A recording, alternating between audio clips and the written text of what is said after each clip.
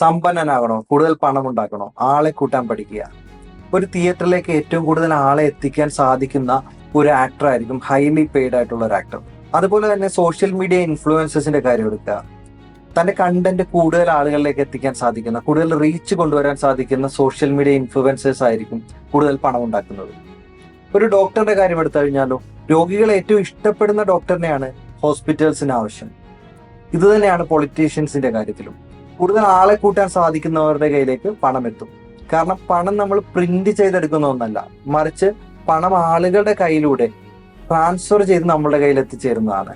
പണം ഉണ്ടാക്കാനായിട്ട് പണത്തിൽ ഫോക്കസ് ചെയ്യാതെ ആളുകളെ കൂട്ടുവാനും കമ്മ്യൂണിറ്റി ബിൽഡ് ചെയ്യാനും ശ്രമിക്കുക. നിങ്ങൾക്ക് ആളുകളെ നിങ്ങളിലേക്ക് അട്രാക്ട് ചെയ്യാൻ സാധിക്കുന്നുണ്ടെങ്കിൽ, ഒരു കമ്മ്യൂണിറ്റി ബിൽഡ് ചെയ്യാൻ സാധിക്കുന്നുണ്ടെങ്കിൽ തീർച്ചയായിട്ടും നിങ്ങൾക്ക് സമ്പന്നനാകാം. കാരണം ഫൈനാൻഷ്യൽ സക്സസിന്റെ കോറാണ് കമ്മ്യൂണിറ്റി ബിൽഡിംഗ്.